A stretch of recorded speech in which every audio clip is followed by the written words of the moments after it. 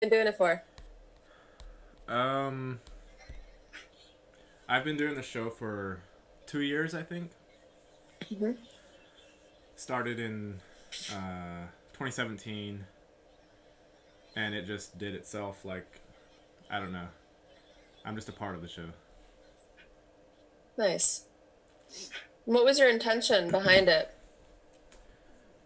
It started out just about me personally because I went through a breakup at that time in December, and I already had the channel, but I started opening up more and being, I guess, more honest about myself to whoever was listening, and it kind of I had a few people on somehow before it became the Snail Show, but it kind of just became the Snail Show, and then I had a bunch of people on from all over the place.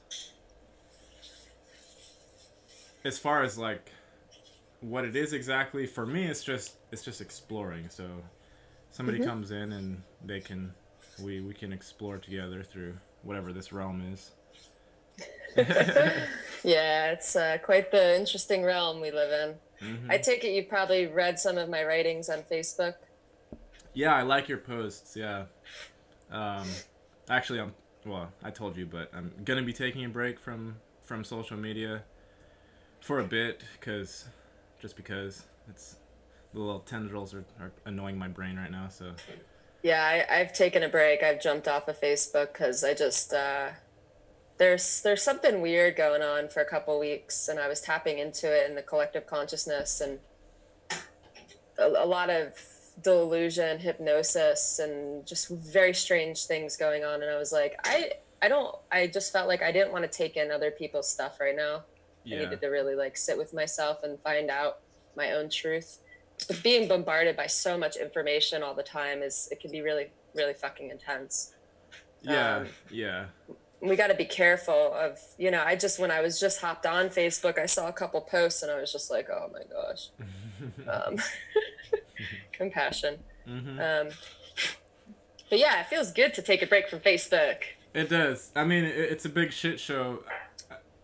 I don't know. Like as far as for me, I do see the platform has use because there are people actually coming out and stop. They're not being so fucking terrified to say what their mind is telling. Like be myself type of thing. Like everyone's not just under hypnosis and doing the thing. They're not all being the herd necessarily at this point in time. So I enjoy the social media for that aspect of it. But then there's still people on there that are sitting there trying to like push agendas or whatever, whether they think people know about it or not. Like everybody knows about it, and Yeah. that just got really old for me to see that kind of thing. But I don't know. I'm taking a break, a little break. Yeah, breaks are good. Breaks are good. Yeah, And at the end of the day, we live in really intense times, and I think the majority of humanity is doing the best that they can to make sense of everything. yeah, I don't know one person in my life who isn't going through some intense shit right now. I don't care how far along you've been on your path. Like it feels like we're all being really pressured to yeah, transform more than we ever have. yeah. It's definitely, and of course, like the holiday times bring all of that bullshit consumer stuff in, and everybody's all angsty, and then the people that are still in it that even see it for what it is, like what it actually is, the one they're still having to participate in it because like the family, like the ties bring you back into that thing somehow, and then it's just stress whether you're awake or not. It's just annoying, Yeah. But yeah, I don't know. I mean, it's what it is. Every day I wake up is something different is happening with me personally, so it's at least interesting enough for me to be watching the sort of drama. I always say it's never a dull moment.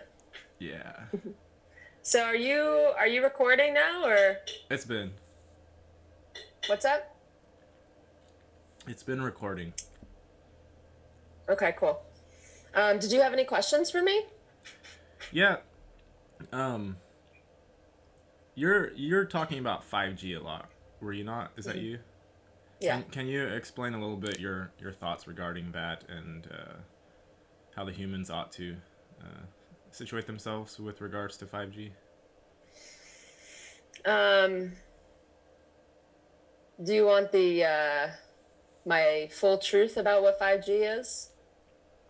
Whatever you feel called to say. How multidimensional can I get on you? um, I mean, I can't tell you exactly how much you want to share, but just my audience is they're like me, so it's kind of like you just do what you do. There's not I'm not gonna put Cool. I'm not gonna put a restriction on you. Mm-hmm. Yeah. All right. So, as a background, 5G represents the fifth generation of wireless technology. It uses millimeter waves, which is higher frequency bandwidth on the radio wave spectrum. And I learned about 5G um, 2 years ago, actually, right around this time. Mm-hmm. And I didn't think that they were going to be deploying it so quickly. And last spring, I was working with a gentleman named Matt Landman, who's been a pretty big chemtrail activist for a long time, and really started to learn about 5G. And once I did the research, I saw how so many powers that be have their hands in this, Mm-hmm. and I started to connect dots. 5G is not an isolated thing. So what you're presented with is that 5G is going to bring us greater connectivity for our devices, as well as it enables AI in the development of smart cities and machines talking to machines, and really supporting the smart grid city. Mm-hmm. But there's a lot more to 5G. We're looking at very, very, very dangerous technology that is going to have a profound impact on all of life in this world. And that's what really pissed me off. Mm-hmm. I don't think that anybody's really going to stop 5G. I don't. There's a lot of efforts being made right now to stop it. Some cities and towns have been successful, but there's a lot of powers. And it's really funny because it's really just it's not being talked about like it should. What happens? I think I saw a video of you talking to a group, like a class of people or whatever, about it. What happens when you attempt to talk about it? Is it just like a shutdown, or what happens exactly?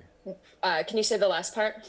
As far as the people's reaction, including, I don't know if you've talked to any of the power players about it, or if you've just talked to like the regular populace, but what do you get from addressing a group about 5G? What comes from that? People are really scared. Mm.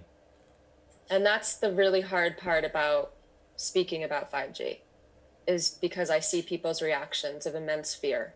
And the Mm. last thing I ever want to do is to generate fear in anybody's heart.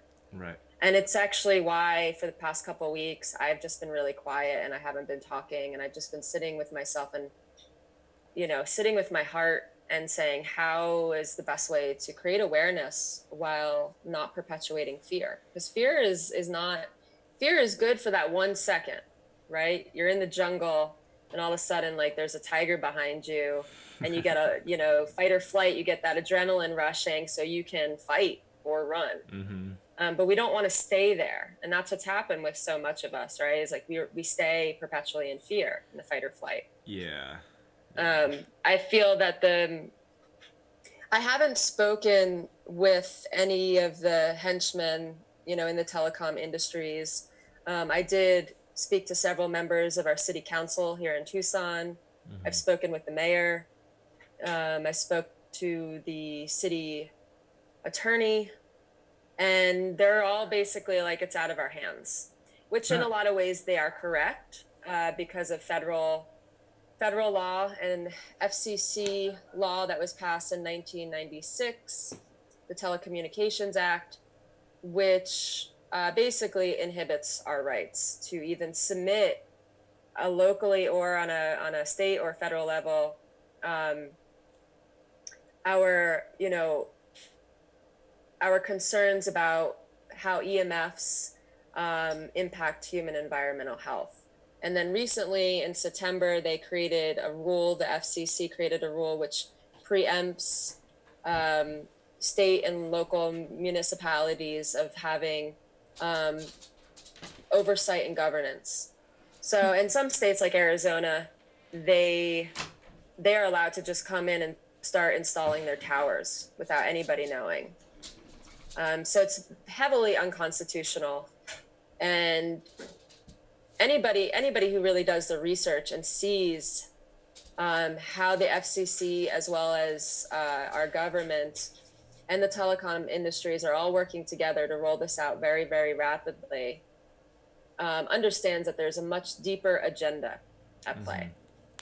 So they So made a law against even the citizens being able to bring a petition that questions the implementation of 5G. Is that what you're saying? yeah, I mean, that's all cell phone towers. So I can't go to my city council on the basis of if I live next to a cell phone tower and I'm being radiated 24/7, that this is going to have a significant impact on my health. I can't submit that due to Really? this Telecommunications How's that? Act. How does that Yeah. even happen? Like, what? Who said that was fine to do? They passed that law in 1996, man. When Wow. everybody was drunk and watching the Super Bowl, Wow. you Okay. know. And that's the thing, that we need to differentiate something, because we are responsible. Okay, like, we're not victims. We are co-creating this dream, that I call it, this reality, this waking life. Right. And yes, has there been mass global mind control over human beings? Absolutely. Is there a mass cognitive dissonance over so many things that are going on? Absolutely. In at the core of it, are human beings beautiful and innocent? Yes. But at the same time, we're still allowing all of this. You know, we're still having our blinders on, focusing on materialism and wanting to stay comfortable. And in order to create any shift in this world, I think that we have to learn how to be uncomfortable, because this stuff isn't comfortable whatsoever. Yeah. So. 5G is, so it's short millimeter waves. It has more of a blunt impact, and it's very much going to affect our ecosystems, our insects and bees and microorganisms at a much faster rate than it will impact humans. I predict that what we're going to start to see is high levels of insanity happening.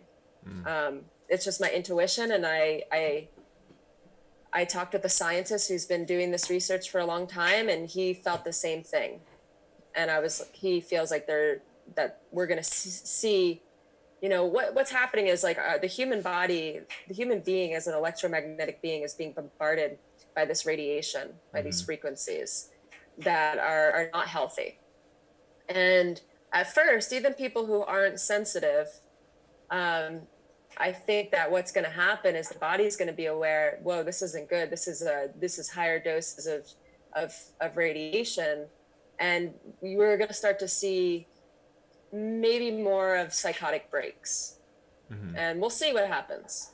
I'm not, maybe it will pressure our human species to evolve at a quicker rate. Maybe we'll build an immunity. Who knows?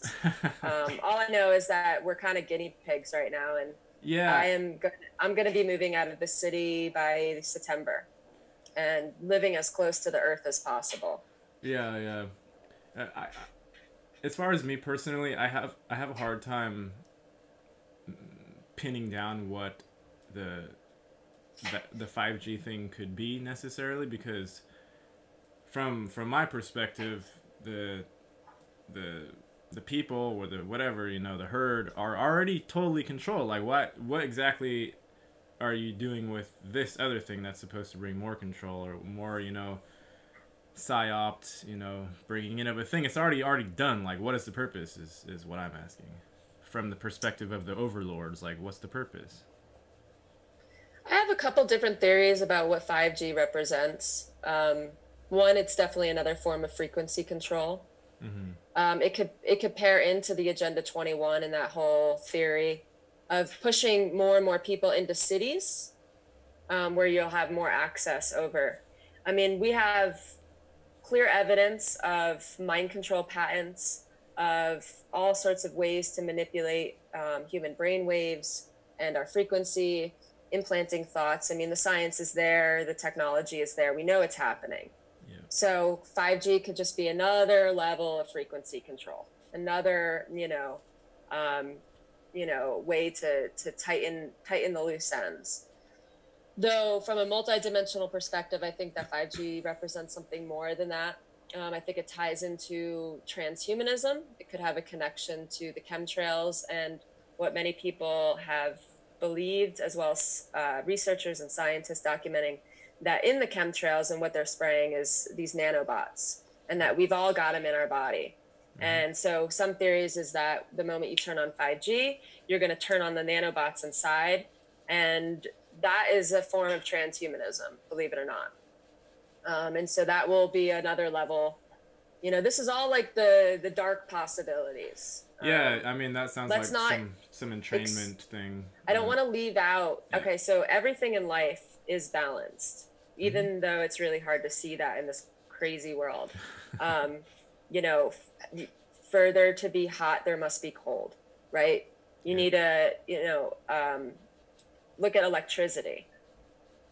So you have a positive and a negative. And so I think with all of this, we have to remember that there's still that innate balance in all of life. And so even though it seems really dark, the dark is as proportional as the light. And so as shit gets more intense, the light's going to get brighter, I feel. Right. Right. Whatever the light means, whether that's us like reclaiming our bodies, reclaiming our minds, rising up, and finding and remembering our empowerment and our sovereignty, and you know, uh, taking our lives back, taking our minds back. Mm-hmm. Um, Another thing that I want to share about the 5G, I was in meditation, I don't know, like a month or so ago, and I got this insight that the 5G frequencies actually create a perfect environment for interdimensional entities to host themselves in. Mm. And interestingly enough, a couple weeks later, I was talking to a quantum physicist, and he was telling me about some insider stuff that he knows about CERN.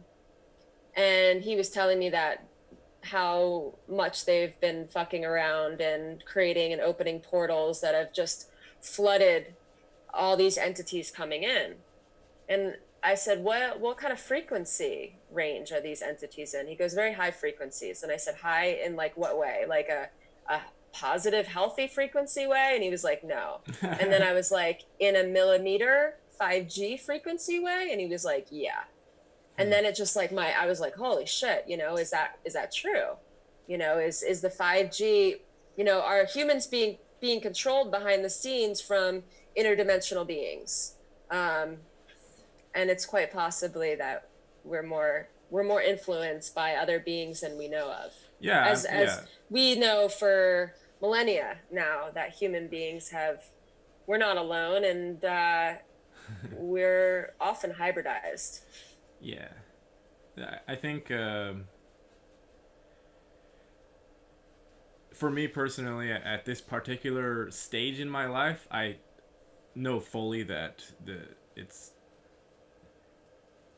I wouldn't say that. Like I meditate a lot, I'm very introspective and I'm meditating all the time. Like right now, I'm meditating, but if I look into the thing to see like who are these influencers and whatnot, I don't find anything more than like what you said back a few minutes ago about it's a co-creative dream state. Like we manufacture entities. And we also manufacture this bullshit out here, but like we're very good at it, so it problems can happen very easily. But as a co-creator, you are responsible for it. I am responsible for all the bullshit to an extent, like, but also I'm like mind controlled and wiped with the rest of the populace, and I don't have all these memories aside from like subtle feelings. So it's trying to navigate that internal mindscape that's been fucked with over and over and over, and you know, I don't know exactly what to do with it, but it's fun to get in there and play with the ideas. Mm-hmm. We can go really deep in the rabbit hole with all this stuff. I started, I don't like to use this word because it's so misused. People say waking up, like, are you woke? And I'm like, what does that mean? Like, That's we're the always worst. waking up. Woke What? is the Because you worst. learn that the Yeah. government and everything that you've been taught is bullshit, you're awake now. And while you're like sitting there, like screaming at your kids or something. Mm. um, I started to become aware of the lies and the manipulation when I was 16. And for several years, I went really, really deep in that rabbit hole. And it almost consumed me. And I pulled out and I said, okay, I need to really focus on my spiritual path. And I was in college, and I had my son when I was 21, and I was really focusing on that. But I would always go back into it. And then as my spiritual path deepened and my second sight started to open more, and I was able to travel, say, um, uh, shamanically, I started to see things that I couldn't ignore. And it was like they just kept coming. And it was something that I couldn't, put the blinders on. And that's when I went back into research. And um, I still hold the belief that the most important thing that we're here to do is to awaken the love inside of us and for humanity, Mm-hmm. and that's really all that matters. And I mean, we have the 10,000 things trying to distract us all the time of love Yeah. or truth or whatever. Right. And I kind of felt it. I started this 5G group in my city over the summer, and it really took off, and it grew a lot of members, a bunch of members who were really devoted, but they were just coming from a much different place than I think I was. And I eventually had to resign from the group that I started. It wasn't aligned. It wasn't aligned to why I'm here and why I share this information. This information should be known so it can empower us and to protect ourselves. And then we get back and we keep doing our work. Right. Right. Yeah. I mean, I've always felt that from the interdimensional perspective here on in this realm, it's just like there's a clamp on it. It doesn't do anything. Like you sit there and go yell in the street like there's a specific formula for that type of behavior, and nothing, that will happen, that will enact out. So like as far as trying to actually do something here, you have to be quiet about it. You have to be like, you're not sitting there yelling. And I don't even know even then if it's accomplishing anything. That's what I'm doing with the channels. I'm being quiet, but I'm also like welcoming the people in and talk about your experience, and maybe we can figure out something about the realm and what we're doing here exactly. But the trying to be like an active through the system is just does nothing. I think like it's like those people marching and banging drums and saying like one job is should be enough, outside of the hotel in San Francisco. Like that's all organized by the thing that they're fighting against or whatever, right? So like you have to find some way to be able to express yourself and to allow the people you're talking with to be able to be open and not in fear, Mm-hmm. and you achieve quiet changes. That's what I feel. Yeah. Yeah, the revolution will not be televised. No, no. Something will be Yeah, televised, but and not the revolution. I, you know, I I have a lot of compassion for humanity, for myself. And I look at this world and I care so deeply, but I often have to check myself to make sure that I'm not becoming too attached. Mm-hmm. And I did find myself kind of entangled in attachments. And the past week or so, I've been really sitting with that and letting go and coming back to my center and really holding tremendous compassion for even the most evil on this planet. Um, and that's intense. I mean, when we're thinking about holding compassion for the individuals who are kidnapping children and doing satanic ritualistic abuse on them, um, who are doing MK Ultra mind control experiments and all sorts of really, really, really deeply traumatizing things. I mean, my first reaction is rage. Like, I Mm. want to destroy every single one of those people. And I Right. hold compassion for that reaction as well. But I know that if you know, I think at the end of the day, when I leave this body, I want to know that I showed up with so much love and compassion. And that's what I shared. Um, a lot of people have this belief that everything's about to get better, whatever that means. That the cabal is going to be wiped out. Everybody's listening to Q and David Wilcock and Corey Good and having these ascension prophecies, and we're going to be saved, and maybe. But what happens if that doesn't occur? We go on to the Is next one. it is this just another way for us to push away our responsibility to really take charge of our life, to heal? And it's not about, I'm not talking about doing things in the external world. I'm talking about really owning our shit and really, really healing. Mm-hmm. Because once we do that on a quantum level, everything will change. Yep. And it feels like just more and more fluff and bullshit that we're being fed in order to be like, oh, there's an alliance and there's going to be a savior. Mm-hmm. Nobody's coming to save us but ourselves. Is there helpers, benevolent helpers, and on an interdimensional level? Absolutely. But they're going to be the first ones to say, we need to grow up. It's time to graduate from kindergarten. you know? And Yep. I'm not perfect by no means. I mean, I still fuck up all the time. Um, and it just shows me how much more work I need to do. And it motivates me. So Yep. yeah, 5G, yeah, that's intense.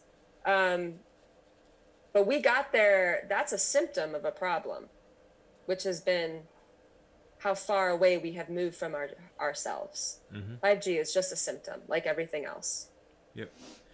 I mean, I've generally characterized the problem, at least as it's presented in this external society, is it's the love you're talking about versus what we call ego, or the false self, or the image.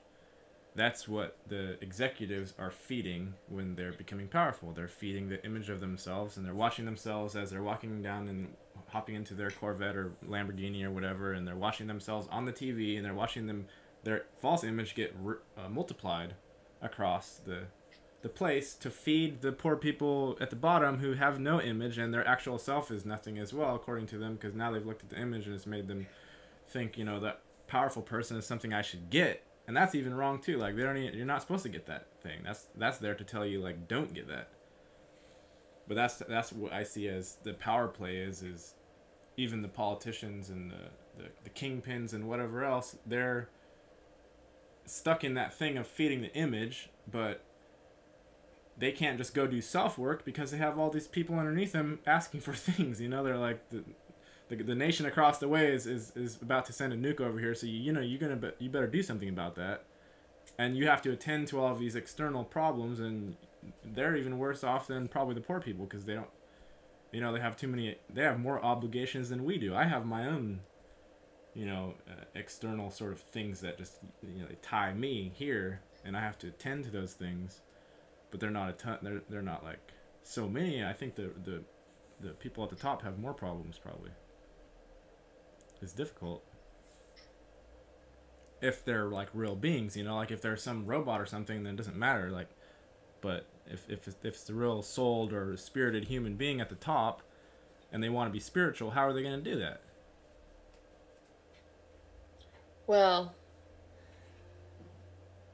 I always say that spirit, which is us, which is the all that we are, can work and penetrate through anything. Mm-hmm. I mean, have you ever been in a really, really, really, really dark place in your life, like really dark, Mm-hmm. and somehow you found love, like you were able to touch something sacred, even in that darkness? Yeah, that's always what brings you out of it. The darkness is like nearly Yeah. infinite, and if you don't find something, then you're consumed by it. And then, I don't know exactly how it works if the thing doesn't come and save your ass, but I know that the dark is bad. It's not like something you go and like, oh, let's go play in the dark playground. This is fun time. It's not like that. Yeah, I've been kind of chuckling about that lately. Just marveling over the how deep our soul can really journey into darkness. And if we Hmm. take a step back and we become neutral about what we call good and evil and duality, what I see is that I call it God dreaming God. We're souls that are exploring every facet of consciousness. Hmm. And the only way that we were able to come into such density of unawareness had to be through crazy evil and mind control. I mean, that we separated from source consciousness and the awareness that that's what we are. We had to go and plummet so deep, so far, Hmm. to the other side of that polarity. And in that, when I see that, when I take a step back and I look at this great drama and this stage and all the evil and all of the violence and all of the suffering and the pain, which can just just consume you. Yeah. There's this beautiful tenderness that I feel in my heart. And also, um, not necessarily laughter, but there is like this divine chuckle of how consumed I had been and have been, and others, in the samsara, in the maya, in the illusion Hmm. of the appearances, Yeah. of the 10,000 things. I had a beautiful conversation with a friend the other night. Him and I ate dinner, and then we had a fire outside, and he was sharing a story about when his brother died, and then a year later his father died. And I shared with him the moment that my father died. And he was telling me about a ceremony that he learned. He studies Tibetan Buddhism, where you assist the dying in that moment of bringing the consciousness from the heart all the way up to the crown chakra, so it could continue to journey and not come back into this wheel, Hmm. this samsara, the matrix, whatever we want to call it. And it was the way that he described it was so profound to me, and I immediately became so still and so present. And I said to him, I said, that's all that matters, is merging with that consciousness that is us.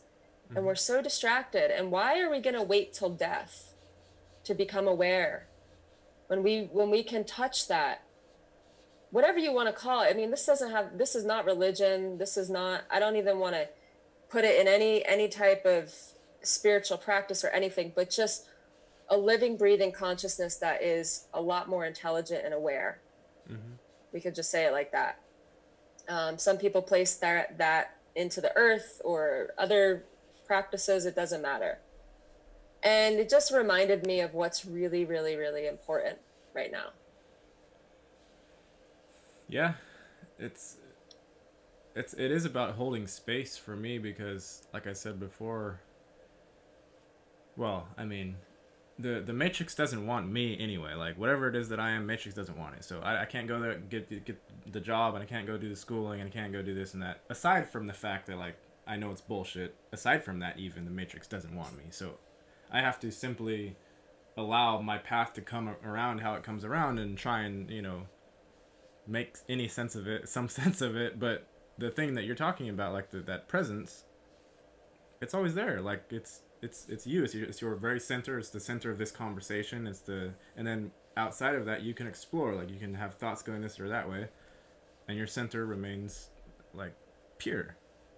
But we forget that. We always forget that completely, and then we're just off to the races. We're just screaming down the road, looking at what the government's doing or what whoever's doing. But you can do that too, but it's not as traumatic if you can like remember that still space or that center space is you, and you can't do anything about that anyway. Like you can't do anything about that. Yeah, I think you're touching on something really important, that is letting go of control, Mm-hmm. surrendering. Yep. And the mind is very complex. So that whole thing of like, I want to let go, the Buddhism, the devotees or whatever, that's like Mhm. the first thing that they struggle with forever is like, Buddha's like, be desireless. And then you're like, okay, how do I, okay, now I want to be desireless. How do I figure this out? Kind of, I think just saying that makes you want to, it elicits more desire. Yeah. You know, Yeah. it's, instead of be desireless, just Mm-hmm. be, you know. And But that's, but it's we unfortunate because a lot of that terminology has been watered down and by spiritual new age communities, like just be here now and all that. I mean, it's true. This is the only moment, but there's been a distortion and a lot of times in the terminology. it I is. like to call it, like you mentioned the word presence, and that's what I like to call it. It's just being really present and being in presence. Mm-hmm. Um, and when I'm in presence, um, it's just like I am swimming with the current. I'm just going with the flow, Mm-hmm. and there's not premeditation, and it's just I'm operating from my higher mind, and it's beautiful, and all those fears and all those needs to want to know what's going to happen or what happened in the past just really disappear Mm-hmm. because it's not happening anymore. It's not real. No. And that's the it's a paradox. It's a strange thing to try to be in a body and be doing things and moving and like accomplishing tasks and whatnot, and then also know that because like I think that's part of the challenge of coming here is that the memories, like your soul memories or like previous incarnation memories or whatever, what have you, those they're not going somewhere when you're being present and no information is present. Like if you're just in that stream of consciousness and there's nothing happening, those things didn't disappear. They're not just gone from existence, but they're touching you and you're able to access them in a way that's gentle, not like, you know, throwing you this and that way and slapping you up against the trees and whatever. Like it's a different way of being able to access that information. And you can also not access that information. You can just, if you want, you can dump it forever and be in Yes. your moment for eternity and then come back if you want. Like that's the level of freedom that is for people if they want it, if they can Mm-hmm. get past the initial fear barriers. Yeah, it feels like we really got convinced that we're powerless. Mm-hmm. um, and we forgot collectively for a long time. We became so mesmerized by the dream. We identified with the dream rather than understanding that we just put on these costumes for a temporal amount of time until we go into a different scene and we wear a different costume, and becoming overly identified with this process. Mm-hmm. Yep. And I see how I mean, this is something that I've been really, I just got back from the mountains and I was in ceremony and in community and praying. And, the biggest thing for me is really seeing my attachment to my own story. I still have my story that I've been telling, and really feeling this beautiful release and letting go of my story, Mm-hmm. whatever that story is. But in order for me to let go of that story, I've had to give it a voice. I've had to write about my story. I've had to honor it. Mm-hmm. Just like when we do inner child work, we're listening and we're holding that inner child. We're letting her or him say whatever they want without judgment and complete neutrality, and just holding space for, so that there can be this beautiful release and thus an integration. But eventually we get to a place where we are called to drop our story if we want to move forward and start a new chapter in our life, and to, evolve our consciousness, to step into our true place of power, where we're really a being of service to others and to the earth. And we're really, claiming our empowerment. Yep. And it's amazing how much I watch my mind resisting. I've been on this journey for so long and I've dropped so much shit, but there's layers upon layers upon layers. It's very deep. Um, it's It's beautiful. yeah. It's beautiful. All I can do is just hold compassion for it. It's deep, but we're also in love with it. Like we're in love with that mind. It's like it's nearly infinite. It's not infinite. Like you, the thing that whatever the present God, the thing, the beyond, the absolute, the unmanifest is forever beyond, and it sort of is us. But the thing that wants to try and grab it and be like the whoever are doing things out in the universe trying to grab power, they're coming literally as close as they can to like enslaving that sort of thing that nobody knows what it is. But they're like I was telling people like, or Og would talk about like patenting neurons, individual neurons inside of brains. Like that's the level that the sort of silliness of it gets to in actuality in the dream state. It's like it goes to something like that. And then probably across all the dimensions, you have fucking McDonald's everywhere, just because like they managed to patent some stupid electrons in the brains. Like it's very silly. Yeah. And they are they are trying very hard to stay in whatever form of control and power that they have. I mean, this is the whole agenda around transhumanism, and the whole AI and um, replicating, downloading consciousness and being able to upload it in a futuristic kind of way, in a cyborg clone sort of way. I mean, they're doing it. And it, for me, when I step back and I'm like, why are they doing this? One, it's been done before. Mm-hmm. This is not the first time around. But two, yeah, they're doing everything that they can to preserve, and they need us. I think that the movie The Matrix is definitely one of the most revealing, and take away like the Hollywood out of it, and it reveals a lot of truth about this world Mm-hmm. and how humans have been used as food and pawns in this game, in their game. Right. And there's a very deep galactic history that we are a part of. And what's phenomenal is that there is something surreal about this whole moment. There is a lot more people that are waking up and remembering more than ever. Think Yeah. about the dichotomous nature that you may have with, say, your parents, or some of the older generations. Their awareness level and where they're at is just completely different paradigm. Something has happened. Something has shifted. Something has been Yeah, triggered. it has. It has. I notice siblings doing things differently. Parents usually are in the program, like they're in the programs. Like they're just that's just what it is. What it is. And but I even notice like the older generation seems to maybe even find a little bit of freedom within that sort of constriction thing, like to where it's not just I must do this because the thing says or because whatever. It's a little bit of maybe you can put in some of your own personality even with that, okay? Because like if you're deep into that, it's not just snap your finger and you pop out into fairyland and now you're just like dancing with the flowers and stuff. It's not like that. That programming is very, very, very deep.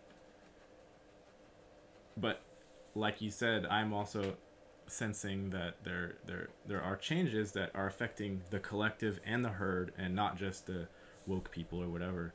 It's something that's affecting everybody, and it's also very quiet out there. Like aside from the news and the TVs and like this sort of angsty thing outside, like the people are peaceful. We're not seeing, at least where I live, I'm not seeing people punching each other. I'm seeing people be polite and do their best, and they're all struggling because of the financial beast as well as everybody else. And like, but I do see that there is a slight, maybe at best, but perceptible change. It's happening. Yeah, I feel it too. But it comes in waves. Like the whole populace gets pulsed with things, and everyone's like, it depends on what's your energetic resistance or what's your energetic makeup to where you're not just getting fucked by these EMP pulses or whatever supercomputers from China beaming from outer space or the Hadron Collider or wherever it's coming from. Maybe you're imagining it. How good are you dealing with your own imaginations? Like, can you stop yourself from eating yourself? Can you not be an Ouroboros? Yeah, those are excellent questions to ask ourselves. Very excellent. Discernment is key. I since my talks and talking about 5G, I started to go through a series of very challenging events in my life, um, where I was being heavily attacked Mm-hmm. from an interdimensional as well as 3D level, electromagnetic in nature. Mm-hmm. I haven't really talked publicly too much about it because in some ways I have to protect myself because there are people in my life who don't have the highest good for me and would use some of this against me to say, oh, she's crazy, but, you know, I don't care anymore. It's just, because what I've come to is more important to share. Mm-hmm. We know of the technology that they have, that the military has, that the shadow government has, of electronically targeting certain people. Mm-hmm. And I had a very, very intense attack in May, and it scared the shit out of me. But I also saw how powerful I was because through my own presence and my own connection to the highest wisdom, the higher self, I was protected. Mm-hmm. And that attack was mitigated by my own power. Yep. And but since then, there's been a series of intense attacks, and uh, I hit a high level like 2 weeks ago, and I consulted with somebody that I highly respect and I admire, who understands this stuff, who has been a role model and a teacher for me for many years, and you know um, he helped to remind me of the most important thing, that what I needed to do was to get back into my center and to own this experience, and to take some time out for myself and to really reflect and meditate.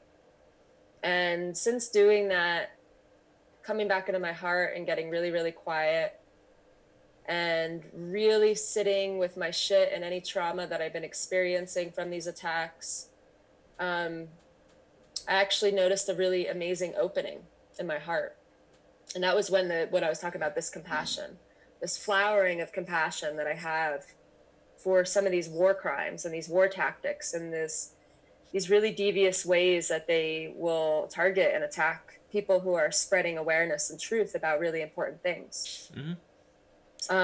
And that opening, that a deeper opening of compassion, like just from the depth of my soul, really, really shifted me and enabled me, I don't know, maybe to get out of that frequency bandwidth where I was as vulnerable.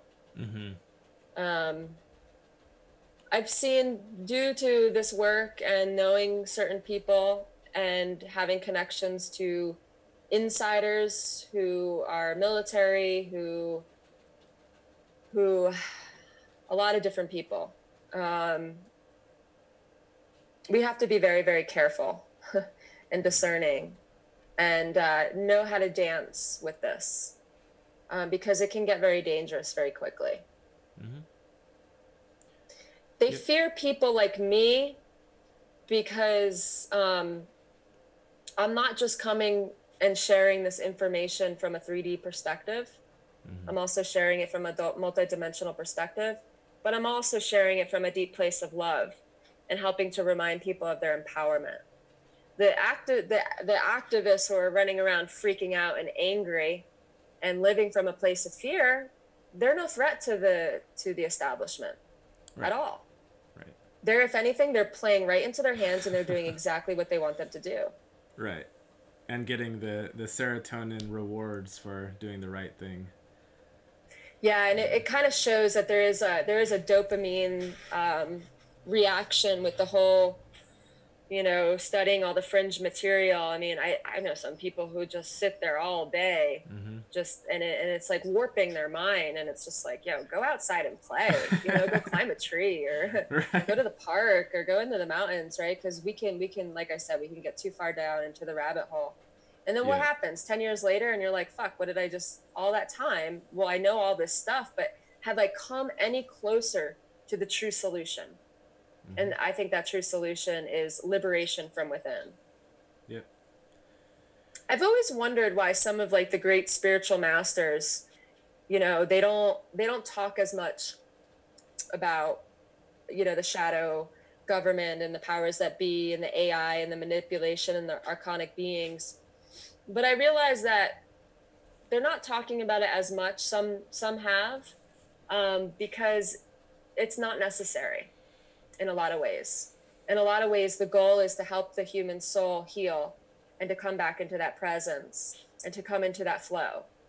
And it's like we need to drop it, all the distractions. Yeah. And um,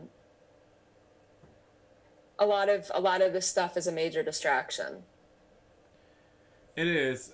I think it's a touchy subject to. I mean, like you said, it's actually dangerous speaking about certain things, and aside from that, um, I think it's talked about among the spiritual guru people somewhat because of what we're talking about with like energy attacks. I mean, I have them once a month or something, and there's not any reason necessarily connected. And I also have a very vivid imagination, so I can make it into something, just blow it out of the proportion, and then that makes it happen even worse. And that's of course what it was designed for. Yeah, So like, there's a way to get information out to people and to also calm people down so they're not just imagining worst case scenarios, because like from the archontic point of view, if they can't actually create, then they are milking us for our imagination because that creates their fucking universes for them, right? So like, it's being able to be exposed to the information. Remember that you're still the dreamer, even like as I'm saying, I'm creating worlds with my mind, right, with my words. Even as I know they're real in that sense, they're also, they don't have to be so intrusive and bothersome. And whatever crazy ass technology has been created that has you running in the corner and trembling, the fix is also within the very weapon itself if you go explore it and find out what's going on. exactly. Because we don't remember everything. I don't remember. I barely remember what I was doing yesterday, let alone sit here and like this exotic thing's trying to attack me, and I'm like, oh yeah, I guess I better figure out real quick like how to defend. If you're in the state of amnesia, then the fix comes when you trust that state of amnesia. If you're sitting there like running away, the thing is gonna literally eat you. Hmm. It will eat you, and then you'll wake up again and be like, oh, I was doing that thing again. It takes a lot. It takes a lot of repetition though to remember what the stage actually is. Like, what this is the stage. Like, everybody's on the stage. What are you Hmm. doing? Is it an ugly show? Is it a good show? Is it like a stupid show? Should we change the channel? Definitely change the channel, man. It's about that time. And that's what frequency is all about. Is about learning how to change the channel. Mm-hmm. Um, and that's been a very big focus of mine in meditation and my spiritual exploration is learning how to shift different frequency states with my mind, with the focus of my mind, and building resonant fields. Mm-hmm. And this is, I think, the key in order to change that channel. And some people don't know what that means, but it's what I noticed in my path, in my meditation path, is I had to hit a crisis point.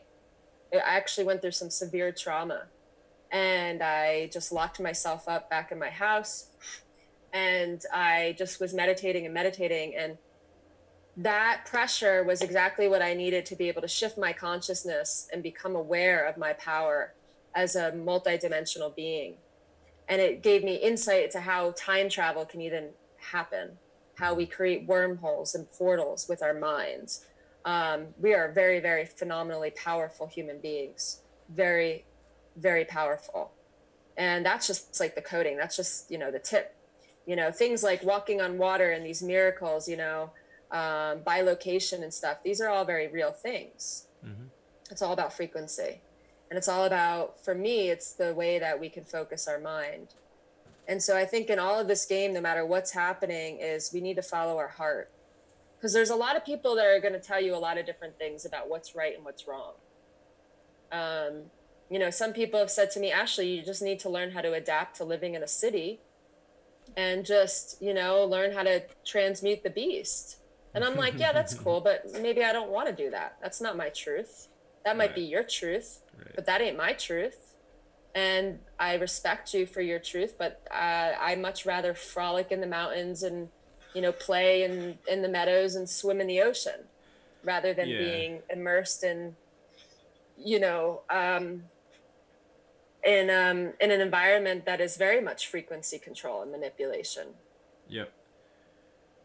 And so, I think that it's the hero's path, it's the hero's journey. And the hero ultimately has to listen to their own heart before anything else. Mm-hmm. And that's how we will get out or transcend this matrix, is by first trusting ourselves and trusting our own truth and our own heart. Yeah. Yeah.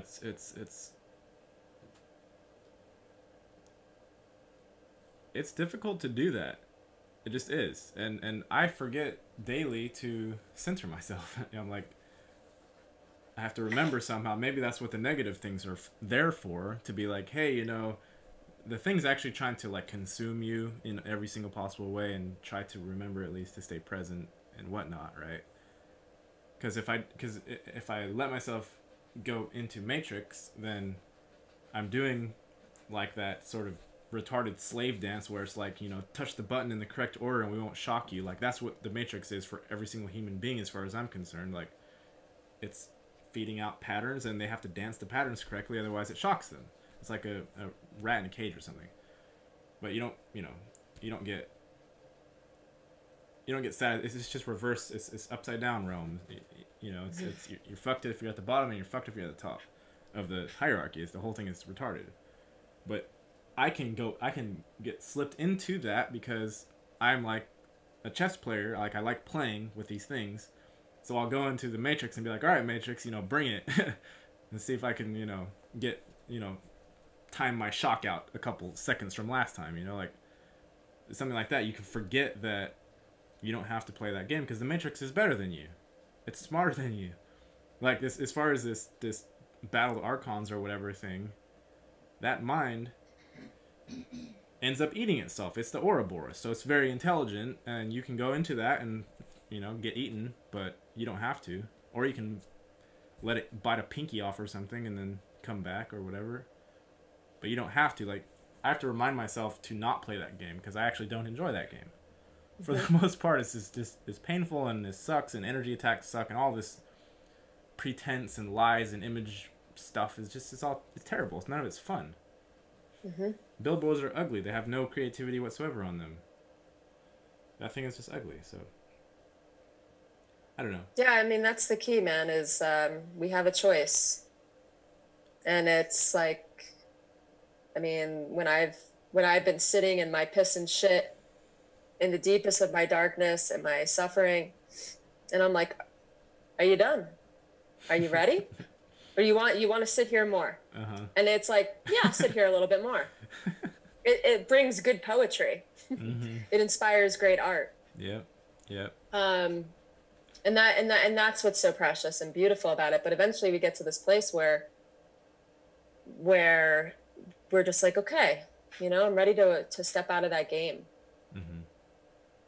And I see it's very interesting if you look at the patterns of psychopaths and you look at the patterns of narcissists and sociopaths and the way that their mind works.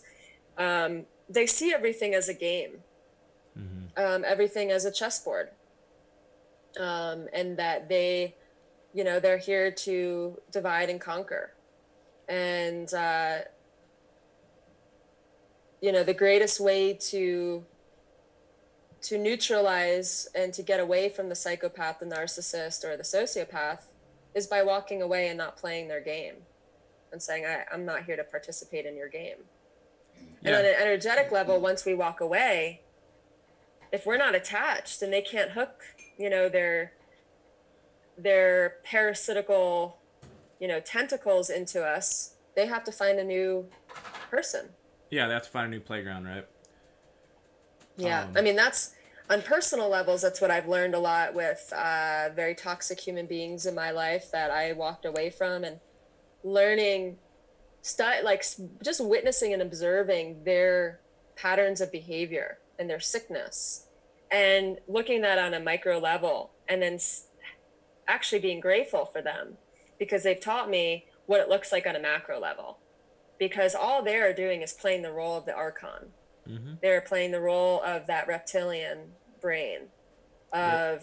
of, fear and divide and conquer and consume and take, take, take, take, take.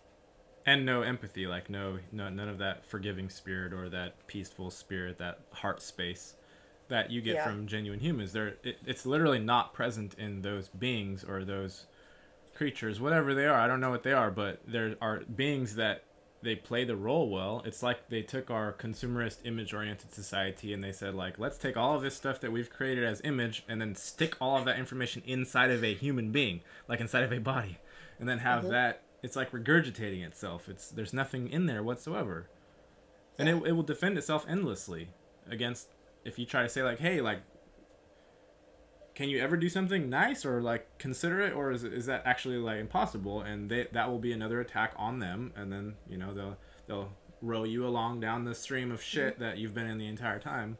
Mm-hmm. You do not beat that.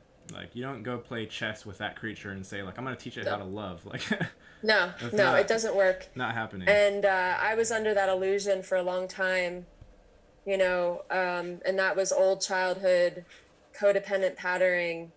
But I'm really grateful because and just talking about and being able to like hash this out with you helps to integrate it deeper into my being, that um, walking away and disengaging is the wisest thing that we can do. Mm-hmm. But And it doesn't mean that we're ignorant and that we ignore it. And that's like really clear. Like that's the fine balance.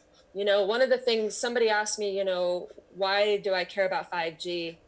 And I was like, well, if you're walking down the street and you're seeing a kid getting beat, are you just going to sit there and watch? Or are you going to say something and mm-hmm. protect that child?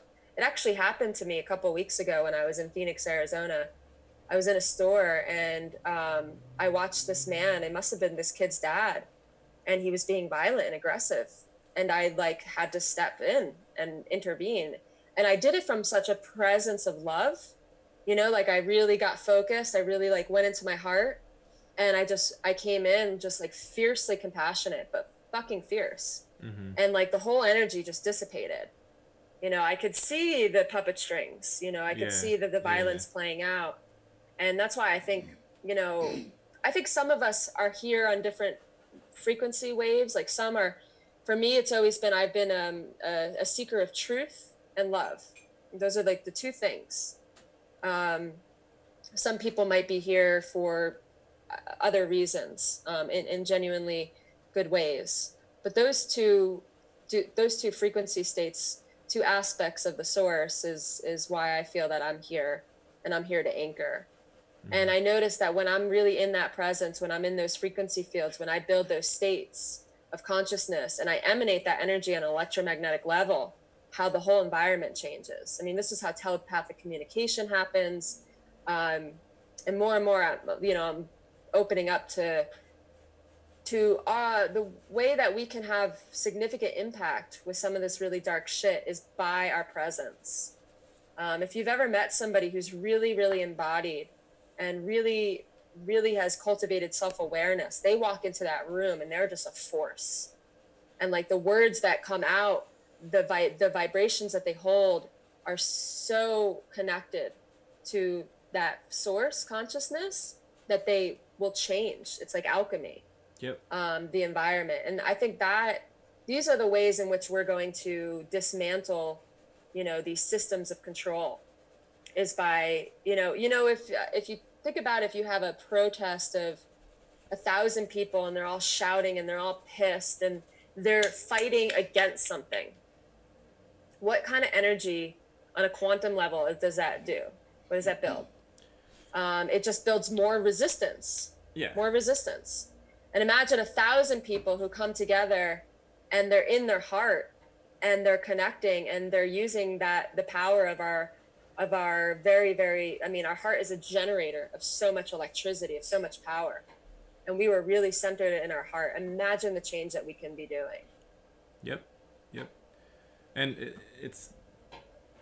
it's also about, because there are so many levels to coming out of the ignorant state and then coming into what being like a creator in the dream realm actually means, because it's not just a simple thing. There's lots of things attached. There's lots of it's a lot about being able to let people see that they themselves are like an aperture. You're a lens or something, and you're filtering information. Like, your whole setup is a filtration. Your whole being, your body, is a filtration device for the absolute, or through your own unique soul lens. And to let people know that, like, they are not. You want to be a pawn? Okay, you can be a pawn. You'll be perfectly a pawn, and you will be literally in someone else's war. And maybe you'll checkmate the enemy king. Who knows? Maybe you'll get a brownie or something. But you don't have to do that. Like, you can, if something's attacking you, the whole actual purpose of the attack is for you to come up with something, like, on the spot. And whatever you want, if you can decide, you can say, like, if the thing is going to kill me, then I die. And then going into that with, like, without fear, usually removal of fear helps you to create. If you can go into any situation without fear, then you're maximizing your potential for actually creating something that's decent, and not just along the stupid bullshit Archon narratives, right? That's like one narrative. Like, why is even the spiritual community talking about 3 fucking narratives? Why aren't they talking about you can do more than that? It doesn't have to be just that. I'm not sure. One thing that you're inspiring me is that a lot of people on the spiritual path have jumped on it because they feel like it's going to help them avoid pain. And That's that's a not good one. possible. I That's the used to think direct. that. That's a Like, swan when I was dive into younger, I'd pain. be like, oh, well, eventually I'll get to this state and Uh-huh. I'll just, be blissed out. And, like, reality smacked me upside my head. Was like, that's bullshit. Suffering, yes. Suffering is a choice, and we know that.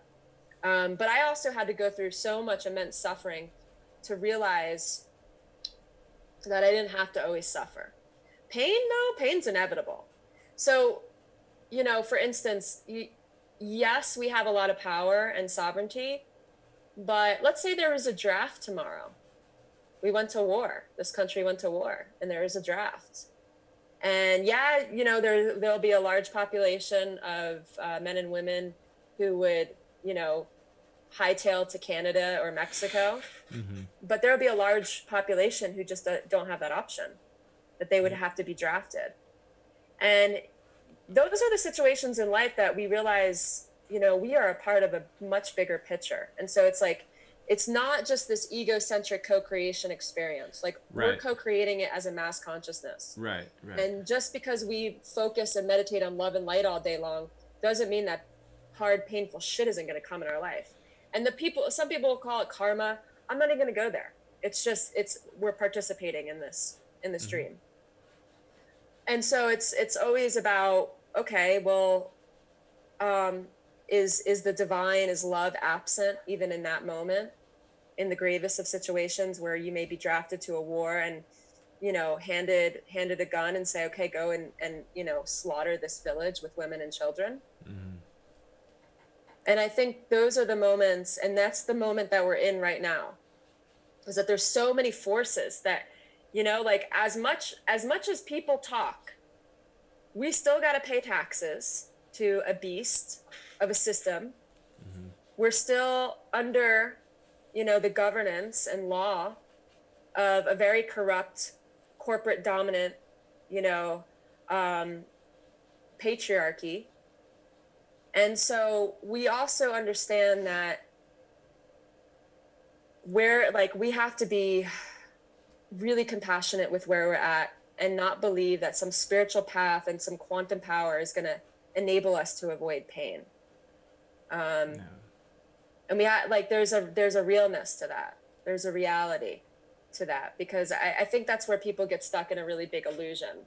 And I see it. I see like the glaze over people's eye, and they're all, and it's kind of worrisome to me, because I'm like, I don't think that they're really truly here. I think that they've actually fractured so deeply, and they've built this little bubble around them. Uh, I yeah. think true joy is about making the pain sacred. It's not avoiding pain, but it's like, how do we make the pain sacred? And thus that's when we become the alchemist and we can transmute it. But it's not the avoidance of pain, by no means. No, it's not. It's not avoidance of anything. Actually, like that's what we learn as children, as we're born into this system.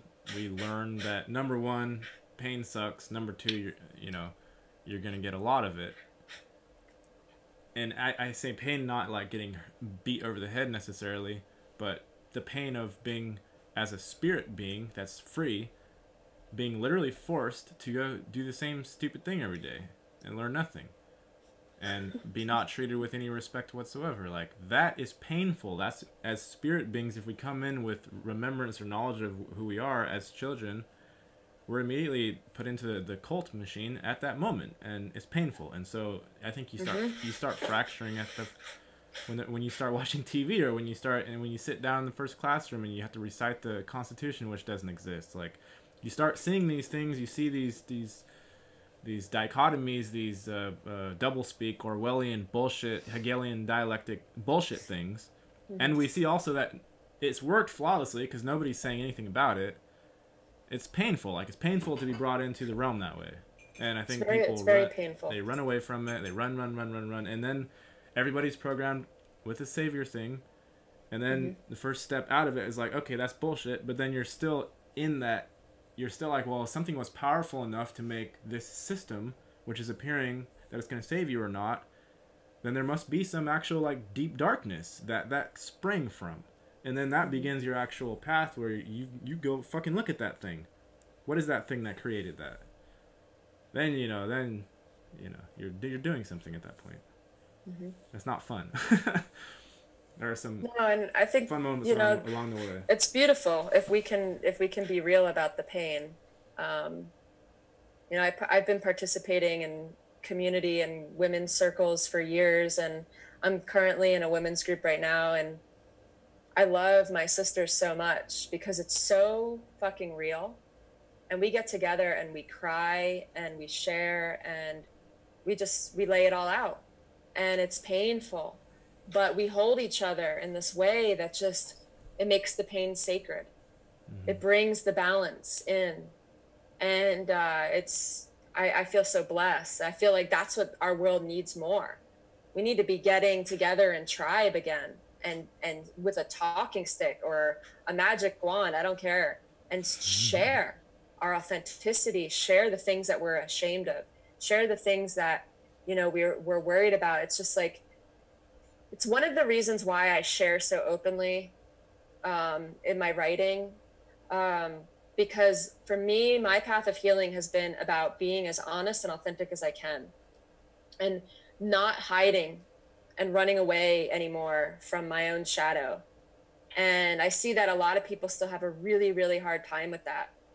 And so I have felt the call to, yeah, put the shit out there, make people maybe a little uncomfortable, but ultimately in a deep place of love, and that it's okay to feel pain, Yeah. because it does have a purpose. Like, it's here to teach us. And talking about schools, my 13-year-old son, I I worked very hard to keep him away from public schools. He was in private schools for a bunch of years in Waldorf schools. And then I homeschooled him for 3 years. And I was like, I'm not putting you into that system. I despised school growing up. By the time I was in third grade, I was skipping school. By the time I was in high school, they pretty much were like, you got to get out of here, Ashley. Um, and and I went to college, and that still is controlled, but you have a little bit more autonomy and freedom in college. Mm-hmm. And so I wanted to protect him from that. And I'm grateful that I did what I did because he's a very authentic, original, empathic human being. But like 6 months ago, he said, Mom, I just want to be normal and go to public school. Hmm. How And old is he's he? like, I just want to be a normal teenager and, Yeah. like go like get drunk with my friends. And I was like, whoa, dude, you're 13. He's like, when I'm older. Uh-huh. And he was just like, I just want to live that normal suburban life. And I Yep. was like, whoa, and it was like, I have no control. And I'm like, well, I honor you, but that's not me. And if you really want to go to public school, go for it. He's in a charter school right now, but he might be going next year to move with his dad and go to a public school. And all I can say is, I planted the seeds and I did the best that I could, You can't do given more than that. given where I was at. And but yeah, it was painful to hear that. Spending so many years, trying to keep your kid out of that system to offer them something different, and they're just like, I just want to be normal.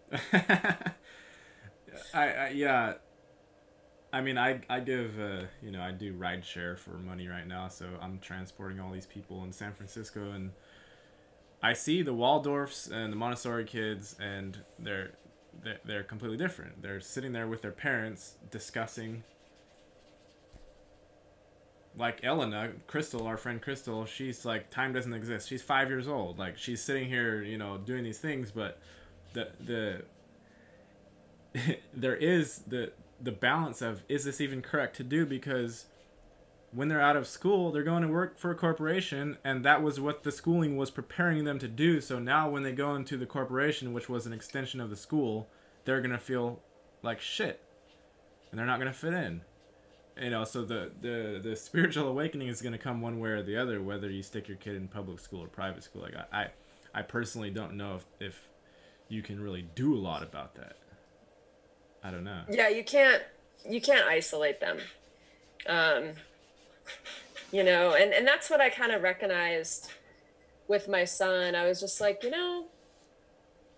I think that the seeds need to be planted in children. And I do feel that children deserve the most holistic and nurturing education.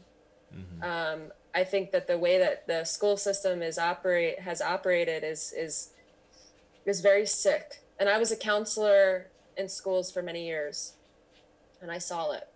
I Mm-hmm. saw the way kids are treated, and I eventually had to leave. I was like, I can't work for this beast. I love working with the kids, but I couldn't work for the beast. Right. And kids deserve. I mean, they spend so much of their time, so much of their life in these school systems where they're just programmed all day long. I mean, it is the most tragic, unethical thing that we're doing. But at the same time, it doesn't mean that it's void of beauty. It doesn't mean that it's void of anything positive. Because thank God that there's still like human beings in these school systems that do care. And I work with phenomenal teachers. But again, they were under the rule of the administration and the states. Mm-hmm. And I saw, how hard they struggled. And in the end, it's all about testing. It's all about measurement. Um, and it's all about placing you as a number and not as a human being. How to It's very quantify. dehumanizing. It's how to quantify the human being. It is dehumanizing, but like,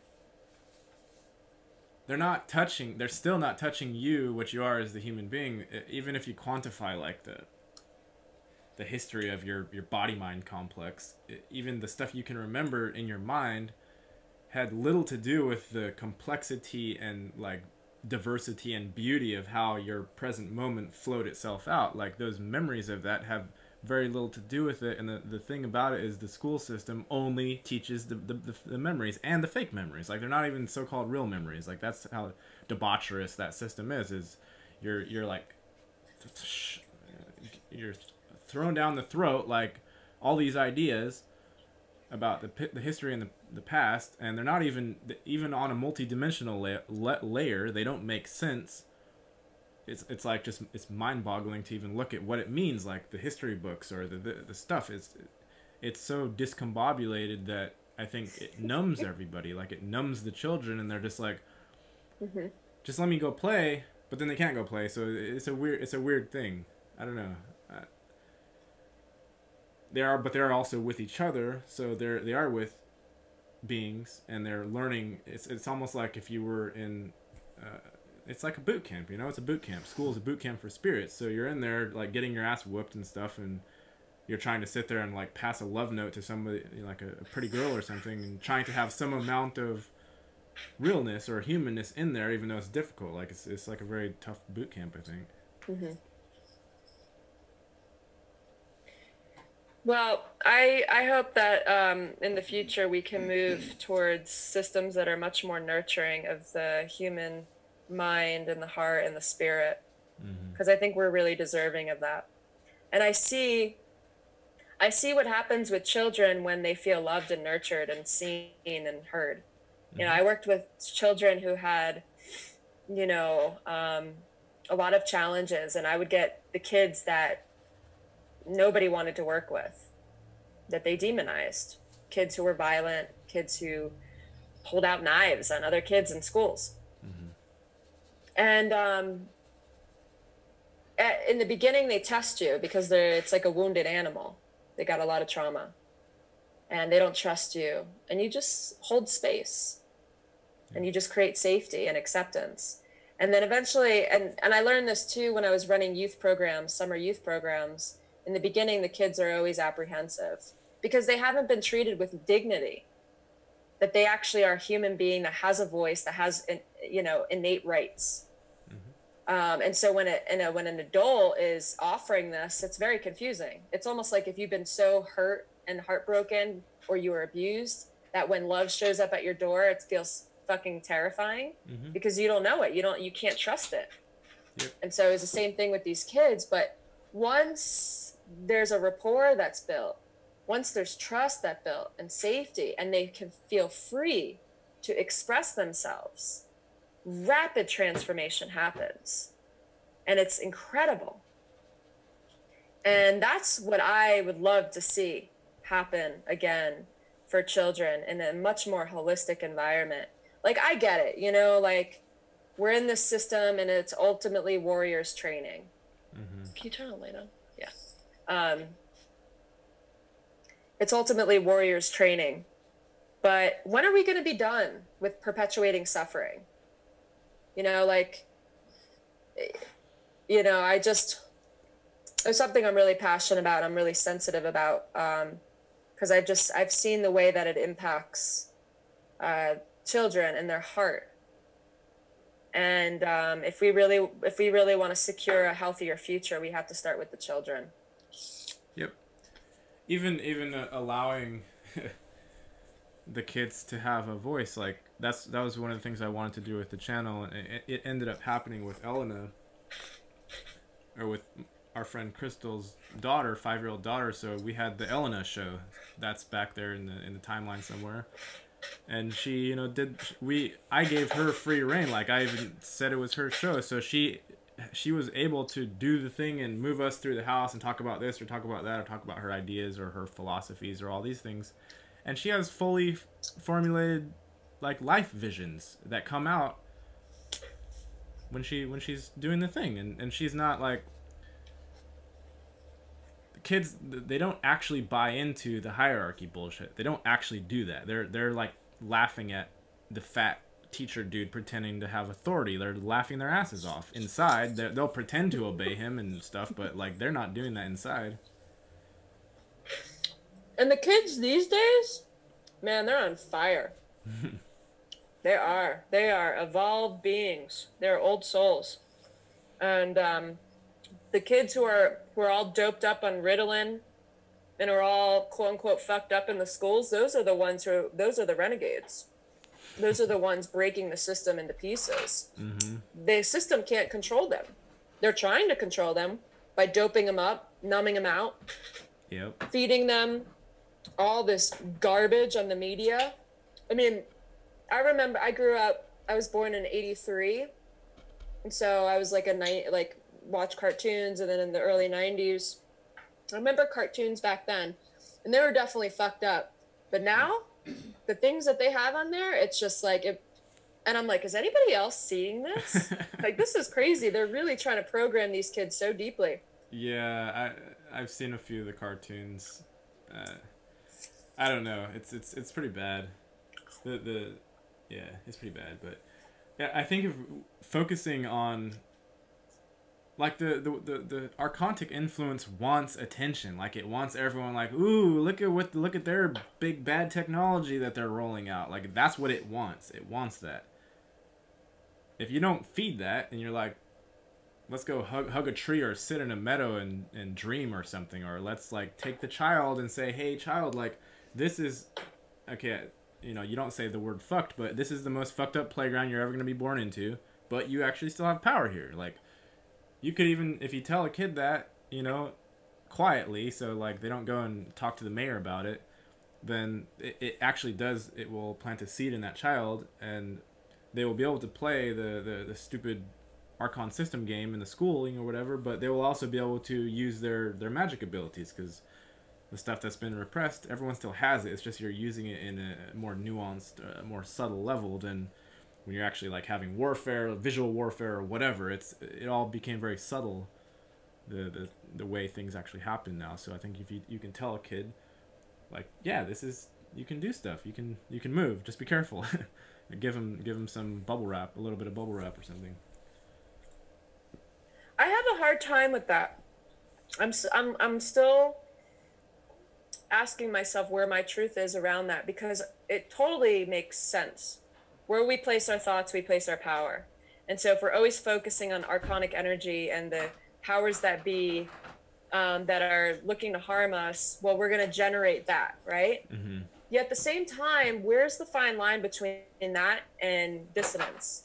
And like we've been replaying the same story for thousands of years. Nothing has really changed. I mean, I'm sorry, humanity, nothing has changed in reality. And, you know, we talk about this mass awakening that's happening, and I get it, but where's the change? Because I go out on the streets every day, and yeah, people are peaceful, but a lot of that is superficial.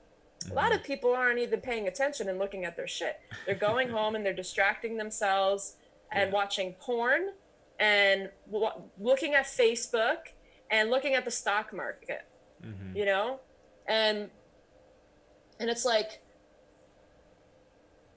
if I focus just and that the focus always should be on the highest essence and of cultivating love and in cultivating awareness. I really like to say cultivating awareness, because awareness feels all encompassing for me. It's not just love, it's not just truth, but awareness and presence. Mm-hmm. And it's what I call, it's like the spiritual warrior path. You know, the warrior is always being led by the heart, but it is very, very aware of the battleground.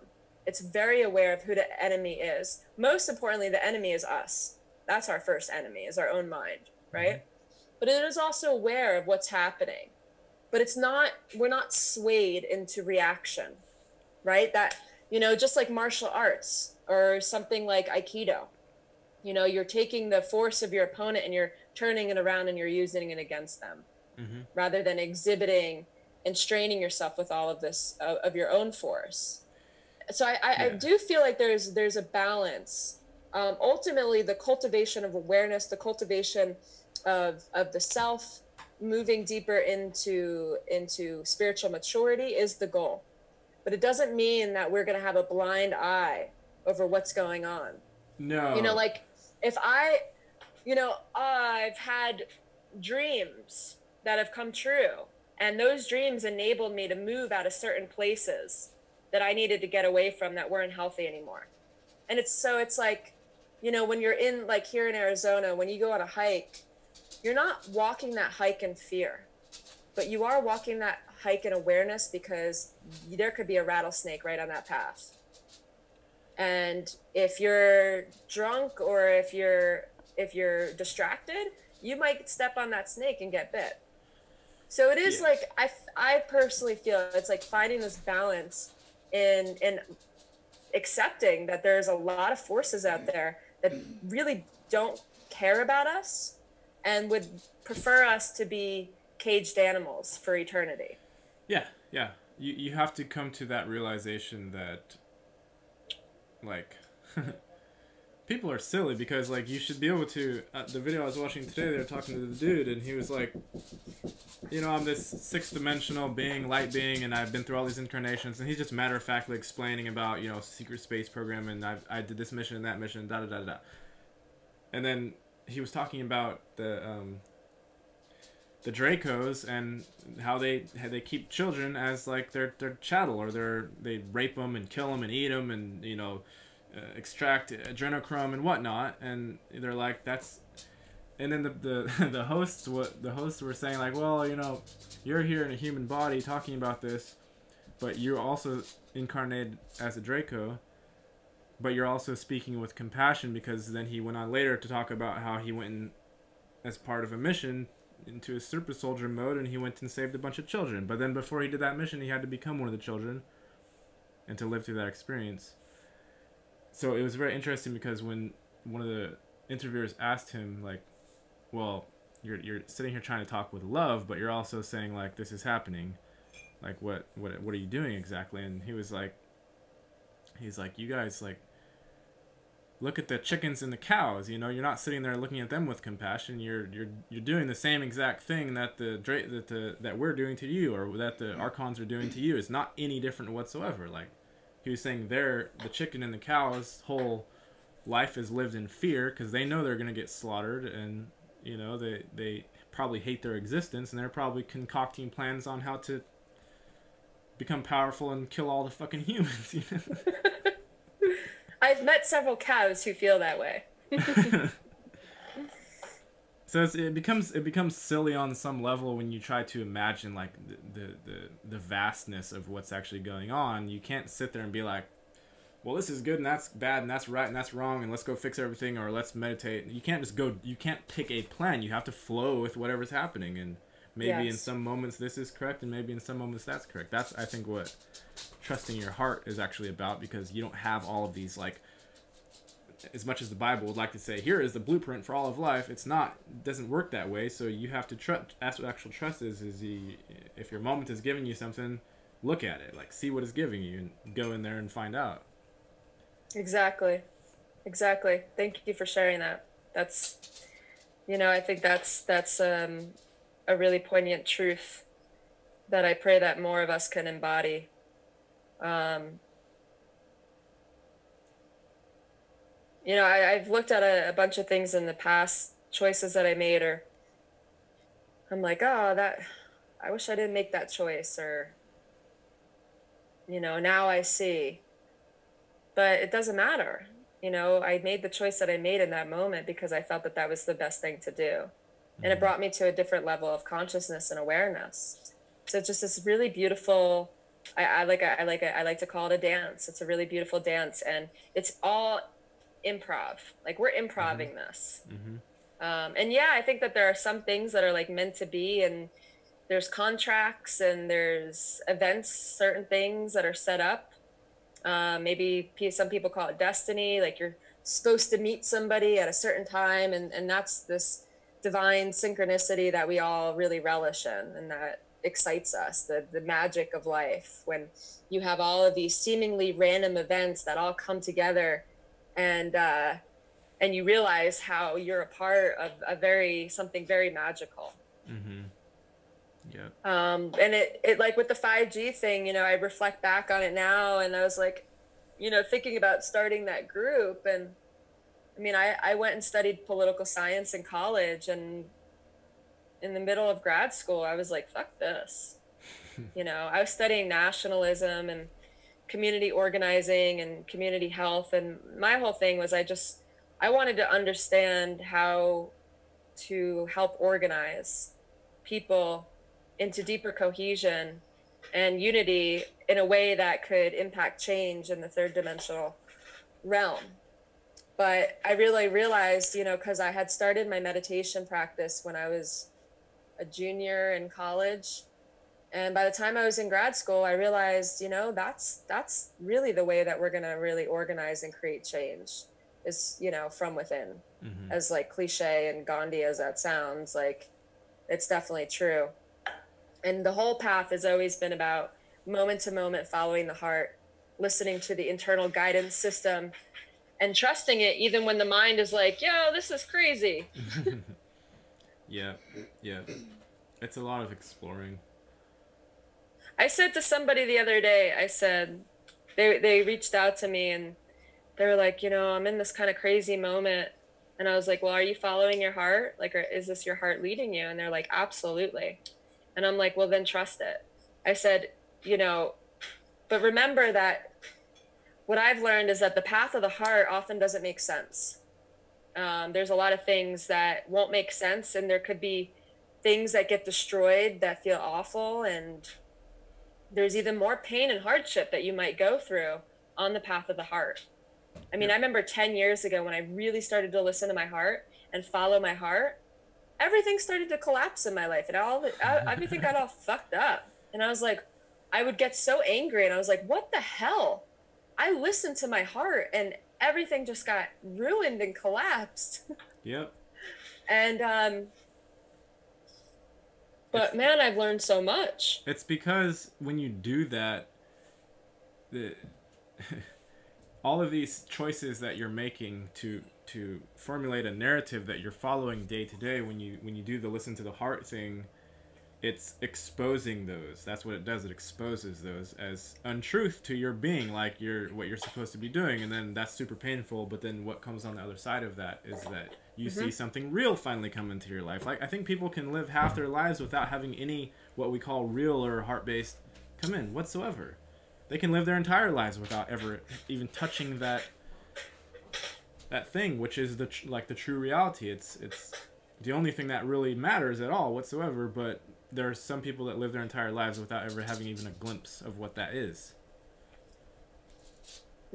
Those are the ones, I guess, that are just as entrained as possible by the beast system, and they have lost all autonomy whatsoever, and they can't make any motions or movements of their own, and they're the cog without even knowing that they're existing. It's something like that. Yeah. And a lot of people are there. And I kind of refer it back to, I say trauma. I use that word a lot. It's kind of a trigger word, and I recognize that. And I'm currently looking for different words to use to replace that. But when I use that word, I definitely mean it on all levels, on a multidimensional level, but especially within the nervous system You could and how trauma impacts the replace it brain. with training. And Training. when I look at the world and I'm walking down the streets and I might say hi to somebody and they just like put their head down and turn away, their heart's shut. And it's like, why is their heart shut? Why have they turned cold and bitter? Yeah. And it's like it's their heart was broken. And the process of reopening the heart is, I have found, to be one of the most terrifying journeys. And it's crazy how terrifying, how we could be terrified, because once we open that heart, we are open to receiving so much force and life and chi and energy and joy and inspiration. And man, life is dynamic and magical and synchronistic and the most beautiful people. I mean, when I really started to activate and open my heart, just the most beautiful things and people just come into my life. And I feel like that, if anything, that is our goal right now, is to reopen our heart, to heal the trauma within us, and to gather and to become a community again. Yeah, yeah. And even to let the dramas play out and to hold that forgiveness space for the criminals, like the politicians and the whatevers, and to remember that a lot of these so-called criminals are what you call the archons in human form, and they're just doing what they do naturally anyway. It's some weird mishmash of worlds here, and everyone is trying to like figure out what am I exactly doing with all of this. So just remembering that like whatever appears horrifying to you is like totally normal to some other creature or being, and also we're doing that to others as well in Mm-hmm. our own way.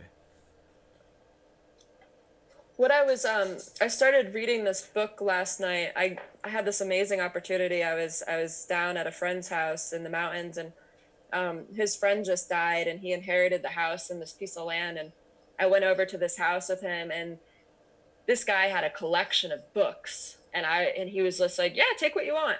And I mean, it was like 2 hours of me searching through this library and just so many good books, and like everything from Khalil Gibran to, you know, the DNA of the gods to all this stuff and fringe material. And I found one book about the moon, and I've always been very interested about the moon. I don't think that the moon is what we think it is. Mm-hmm. And but one of the things that this guy was writing that I really appreciated, when we talk about how do we open back, how do we really heal? Like, what's this work? We talk about sovereignty, we talk about embodiment, we talk about healing trauma. Like, how do we even really start there? You know, there's a lot of modalities, there's a lot of theories, there's body work, there's massage, there's somatic healing, there's talk therapy, cognitive behavioral stuff, there's quantum healing, there's, biofeedback. There's all these ways, right, that we can heal deeper to ultimately get back into a natural state, a harmonious state. Um, and like I was saying before, there's a positive and a negative to everything. Without those two forces, there's not life. But there's another third element, and that's the neutral force that the energy has to pass through. Mm-hmm. And that's the still point. That's the fulcrum. That's the place that we really want to be at. And I think that when we go deeper into the still point, when we get into that place, that is when the deepest healing is going to happen. And I really learned that when I first did a Vipassana meditation. It's like a 10-day silent meditation. Mm-hmm. And, I was pretty much meditating for 16, 17 hours upward every day, because by day 2 or 3, I wasn't even sleeping anymore. I was just meditating when I Really? was supposed to be sleeping. And Yeah. but it was regenerating. It was like I barely needed sleep because I was just in this really, really deep state of meditation. Yeah. And I went in and I had this really bad injury from a fall that happened in New Mexico at a hot spring.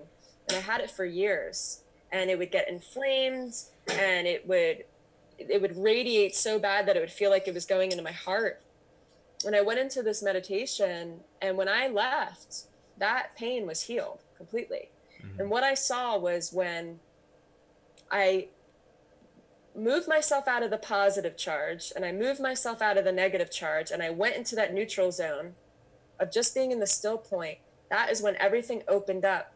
And this universal intelligence that does not discriminate on anything, not evil or good, it just flows through any person, who's any being that's ready to open.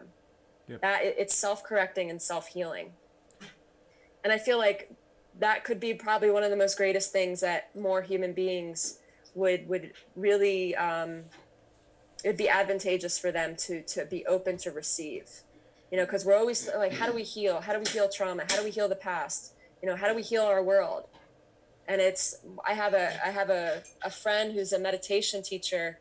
One day I said to him, I said, man, I'm out of balance right now. I need to find balance. And he goes, Ashley, go into stillness first. Go into stillness, and then everything else will follow. Then balance will come. Yep. And it's true. If we have a problem, like we're trying to solve an equation and we're all frustrated or whatever, what do? We take a break, we take a deep breath, and like we let go for a second. And then usually the solution will come to us once we let go. And it's the same thing with accessing that still point. Right. I think it's kind of like a womb space for, and we kind of got to wrap this up because it's going a little bit long, but I think the present moment, like it, as with everything that's actually powerful, it has been commoditized and commercialized, and people trying to sell crap and whatnot. But what it actually is it's the womb space for consciousness, to where when you hop out of that, like the second you have a thought form that says like, okay, you got to get up and go do something, you're hopping out of the present moment to some extent, and you're going and getting something out of the fridge, or going to the store or doing something. So like, if you can remember the present more often, always, like, you don't have to do formal thing, like do it always, do it, you're always in it anyway, but the projection mind system takes you out in the aspect that you forget that there is a center to all of the maelstrom, like things that are flying around all the time. There's a center to that that doesn't actually move, and it's optional to be in there. It's not something like people try to sell enlightenment, like, oh, you know, you need to go through billions of lifetimes, and then finally at the end of it, you're gonna be floating in space, all happy and stuff. It's not like that whatsoever. It's what you're already in always. It's your sort of, when all the bullshit stuff gets too loud, then you go to that, and then you stay in there if you want. Nobody's telling you to go in there or to leave there. You can do that if you want, but we forget about that. We forget that that's always the option, no matter what the situation. It's never Yeah, touched. exactly. It's never touched by Maya. Maya is contained within it, right? It's fine. Like, it's okay, Hmm. and you don't need to sell it or anything. Like, it's just, that's normal. And then how Hmm. people approach that, and how they go and do something with that, is that's how individuality and uniqueness gets added into the mix. But people have to remember that present moment thing, otherwise they're just getting trained by, whoever and whatever, and then you're all looking like robots going in the same pattern. Yeah. It's also the place that we learn how to build a container that allows spirit to manifest the most authentically. Is when we can go into that still point and become a channel, a vessel. And I don't mean a channel like channelers, in that regard, but like to become that self-sovereign expression, Mm-hmm. that individualized soul aspect that we are, where we can really, really tap into that authenticity, and to really, that when we can lead from our heart, from that place. Yeah. And that ties into what you were saying earlier about trusting the moment to moment, and then everything that comes, and dancing with it, Mm-hmm. and understanding what direction to go. You might be walking in one direction, and something changes, and then you're going to go a different direction. That's why, they call it the hero's journey. Yeah, and the defense to the entrainment systems, that like 5G is some form of entrainment also. Mm-hmm. The defense to that is being present. Like, that's literally what it is, because those systems, they read your mind patterns, and they know your brain waves, and they know your thought patterns, and they know all of that, and they sit there and they hook into it. The Yeah. way to not get entrained is to be present, because then you yourself don't know what you're going to do in 2 seconds. Therefore, the algorithm can't predict it and sit there and throw a hook every 5 seconds to you. So, and I'm so grateful that you say that. And we're kind of cycling around a little bit, but I think this is really important. Is I absolutely agree with you that presence is the most important, maybe self-defense, we could say. It's not even a defense, it's just is. Mm-hmm. But what that leads me to ask us, what brings us out of presence? And when we can understand why, when we are having a hard time, being present, why? Because that is where I feel like we really need to be focusing right now as humans. Because yes, it's very easy to say, oh, I'm just going to be present and 5G ain't going to impact me, right? But we're human. We got our Mm-hmm. shit. We got our traumas. I mean, me, I'm a single mom of 2 kids, and I live in like the belly of the beast in a city, and I find it to be highly stressful. It's very stressful. It has been stressful for me, and some nights I'm just exhausted and I'm tired, and yeah, I'm not present. Like, I'm thinking about that next bill that I have to pay, and Mm-hmm. that, I'm kind of entwined. And I mean, that has been my challenge, and what I have found. That's why practices like movement or meditation or things like that help me to come back into presence. But I think that we need to ask ourselves, what is everything that stands in between us and our original nature? Right, and even allowing that question to be in you without just giving like a worded answer, because the the we get hung up on the language itself because it's so powerful. Like the words are very powerful, and we ask a question, then we give an answer, and we're like, oh, that's been solved. But then 10 minutes later, you're entrained again, and you're forgetting about it. Yeah, It's deeper and more subtle than just saying like, how do I stay present? If it weren't that, then you wouldn't have gurus everywhere all the time trying to tell you the same fucking thing in 10,000 different words. yeah, If it wasn't difficult to maintain, they wouldn't be doing that. exactly. Hold on 1 second. I need to put the charger in this computer.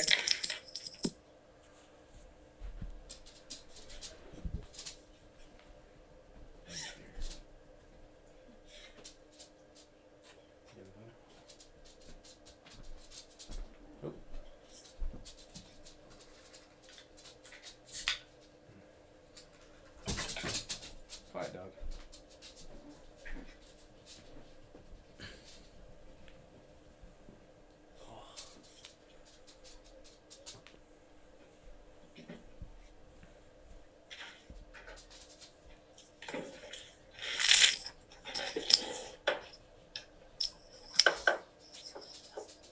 Did you end up getting the computer to work, or you got a phone?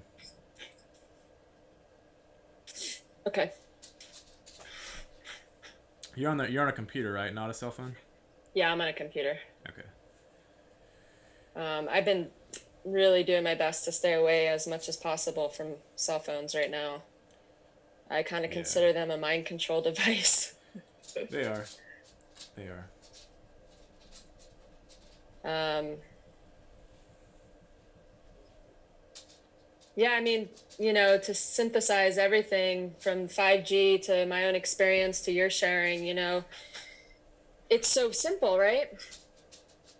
But it's challenging, like you said. I mean, why do we still have all these gurus saying the same thing in different words? Because something is still locked pretty heavily in humanity. And humanity is still, struggling pretty deeply to unlock those keys that will enable and catalyze a really tremendous shift internally first. Yeah. Yeah. It's on the thing I was telling you the story from earlier. They were talking about the whole mind control thing and the wiping and this and that, because, and the secret space program, which is like your imagination. Uh, there is a fine line between beginning to awaken and come back to the memory of the multi-dimensional self, and then having too much, and then you getting traumatized yourself back into a lower state than you were when you started it. So I think it has to be an individual process for everyone who's willing to do it. And if you want to share via social media or something, or like the channel like I'm doing, then go do it, but you don't have to do that. But like, I would say, be patient and gentle with yourself, because the actuality of the worlds that have been created by our collective mind, it has the worst things imaginable inside of it. It just does. Yeah. And you can't just go sit there and be like, I'm a brave boy, like I'm gonna go look at that fucking thing. No, you're not gonna go look at that thing. You can't look at that thing. Like there has to be, it has to be dealt with in the way that's correct. And you don't know that as per individual. The warrior does not say like, you can't do it. You'll explode. You have to be patient with yourself. You have to trust and be patient, and also have fun. Like no being wants to just be a slave. Even the slaves, have to have something going on, that they have life going on. Otherwise, there's no point. They have to be gaining something from that experience. Just as us as human slaves, or whatever we're pretending to be here at this moment. What do you mean about not going and looking at it? I mean, it's dangerous in the sense that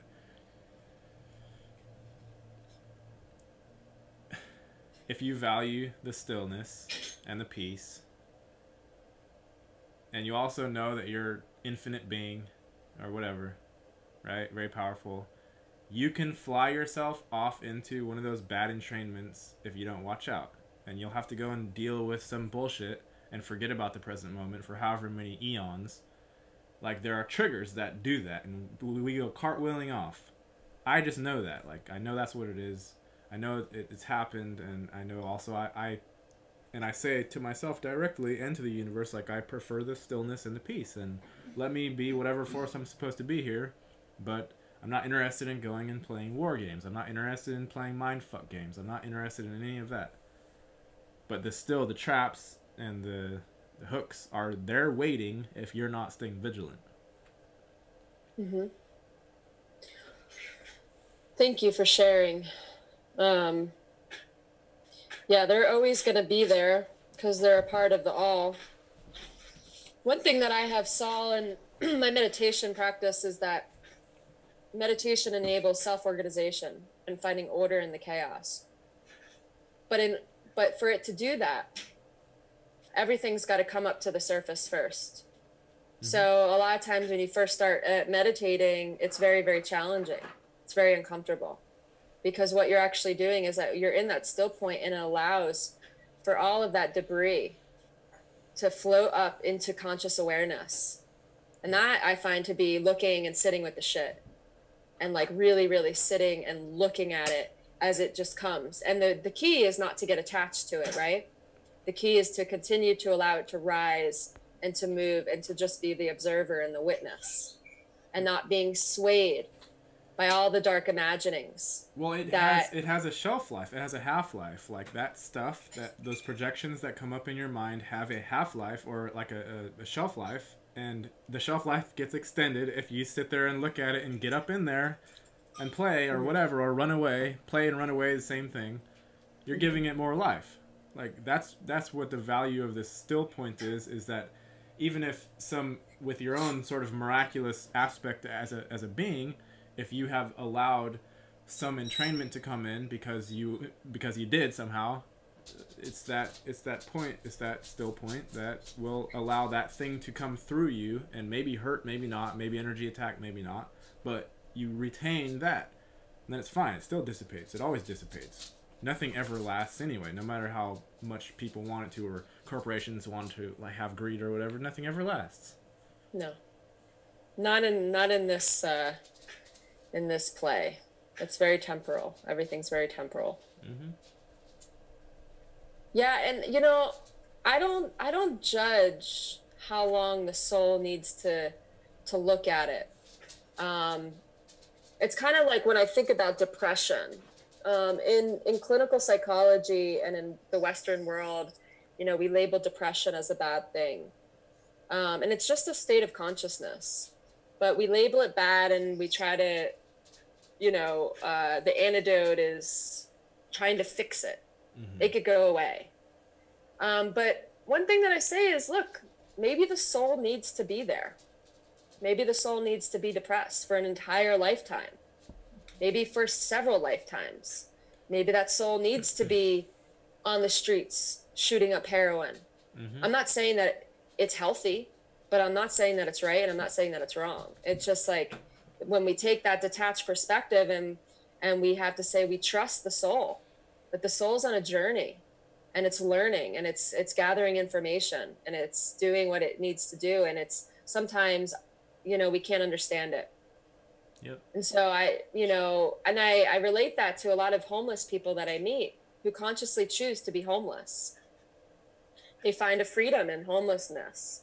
They don't feel tied down to the beast, to the system. They're not. I mean, they are, because they still have to beg for the money. Like, they're still using it, but in the essence that they can do what they want and walk. We forgot what.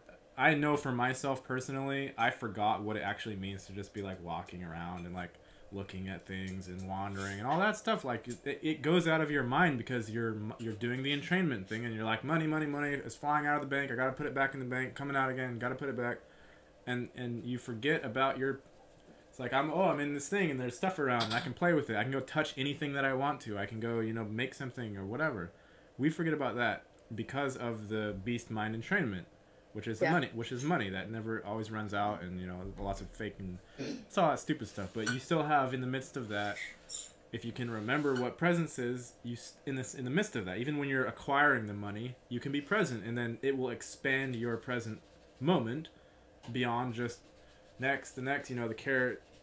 You know, you go along like that. It expands your mind beyond that, even within it, and it's not even as much of a problem of being stuck to the beast system for whatever time that you need to be stuck to it. Mm-hmm. It's not as much of a problem anymore.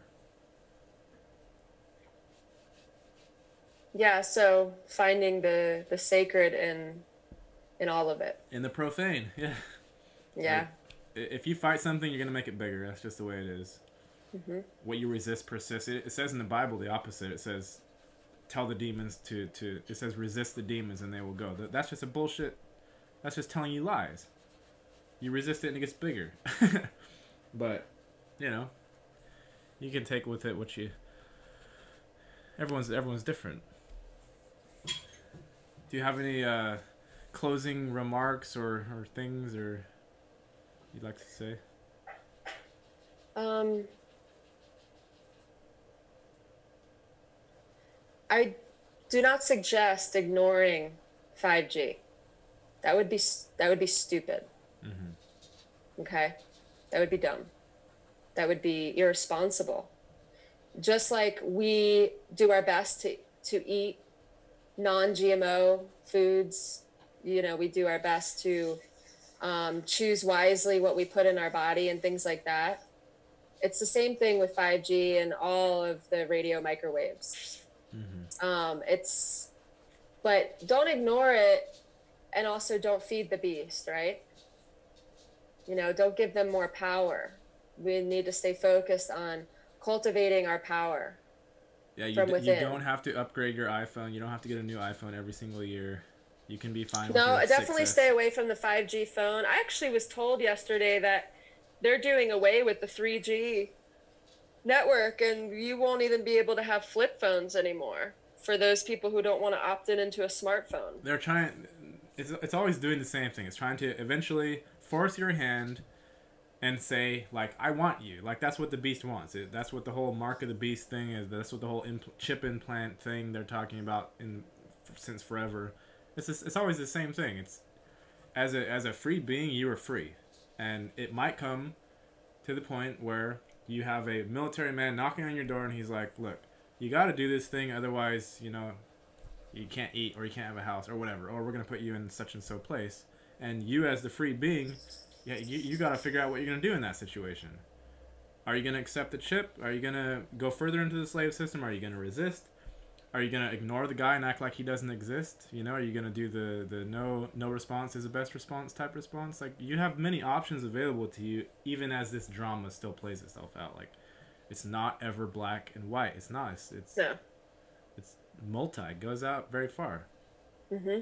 And how you, as an individual, hone your sort of response to this realm, it affects other people. If someone comes banging on my door and he's like, "You gotta accept the chip," and I start talking about Doritos or something, you know, like it's gonna affect the people around me. It's gonna affect his own mind, and then something different will come out of it. That's not like the predetermined plan, because the predetermined plan is the stupidest. It's not even a thing. It's not. It's a joke. Mm-hmm. But it's about you I'll coming share a out. quick story as a as we wrap up. Um, I was at a meditation retreat when I was about 22, and I met this really beautiful woman from India, and she told us this story. She was sleeping in her home in India one night, wherein her house was broken into, and there was a young man who had a knife to her throat, and he was threatening to kill her and was asking her for all, you know, where her possessions were, her jewelry and anything like that. And she said, "Son, before I can tell you that, I need you to turn on the light." And he Hmm. said, "What, you know, what are you talking about? Turn on the light." He's like, "Look, woman, tell me where the stuff is." She goes, "I'll tell you, but turn on the light so I can see you, so I can look at you in the eyes." Mm-hmm. So he turned on the light, and he was like yelling at her, you know, freaking out. And she was very, very calm and just was staring in the eyes of this man with just immense compassion. And she said, "Tell me your name." And he starts getting more angry because he doesn't understand why she is not reacting with fear. Mm-hmm. And eventually, a long story short, this man ends up taking the knife away from her throat, telling the woman his whole life story and crying on her. Ends up walking out, leaves her alone. And I said to her, I said, "Sister, how were you not terrified?" And she said, "Ashley, fear is just a paper tiger. It may look really real, but once you get it in your hands, you realize your capacity to crush it." Mm-hmm. And I even built a website like a couple years ago called "It's Just a Paper Tiger." It's not up anymore, but it was inspired by that story about really shifting. Like, fear is a state of consciousness. It's a way of perceiving things. And so if we could shift our perception, then we could shift our entire consciousness and see things in a more, whole, holistic way. And I think that's our goal right now, because there are some serious, serious dark things happening on this planet. And I feel that it's going to get darker. I don't feel that and I'm not, this is just my belief. I am not pushing this belief on anybody, but I do not feel we're at the tipping point yet. And I feel like there's going to be a lot more darkness, because when we start our spiritual path, we go through a level of purification. Like we were talking about, when you're meditating and all that shit, all that debris that's been, settled at the bottom starts to come up. Mm-hmm. So it could be brought into awareness and thus transmuted. And we still have a long way to go in humanity on Earth, because a lot of people still haven't even started to look at their stuff on the collective. Yep. And the changes that we're going through, on a universal level, are pressuring us. And the crises and the tipping point, yeah, we are close to it. And it's going to bring up more and more stuff collectively. And I think that if that's true, if things start getting more intense and, a bit more chaotic, to just remember that, remember the still point, and remember that fear is just a paper tiger. Yeah. And to remember that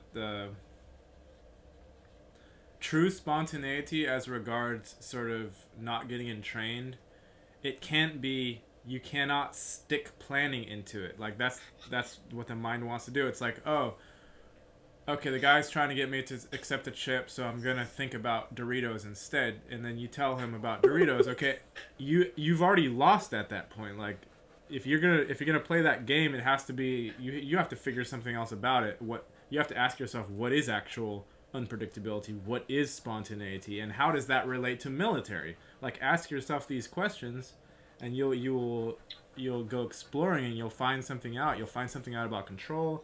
You'll find something out about fear. You'll find something out about hierarchy. And you will have a different way of approaching things if push does come to shove, in a more blatant way than it already has happened, because it's already definitely happened. But Mm-hmm. if it tries to even scrunch down even more, and you don't want it, then you have to have some way of expressing that power. Mm-hmm. Yeah, so stay aware, stay discerning. Don't play the ignorance game because, you're afraid, and keep focusing on that stillness and that spontaneity. Mm-hmm. And we're all in it together, man. Yep. Yep. The biggest thing that I feel, that especially in America, we're a very isolationist nation, country, plot of land, whatever we are, culture. Yeah. And we've individualized ourselves so much, and we've separated ourselves so much from each other.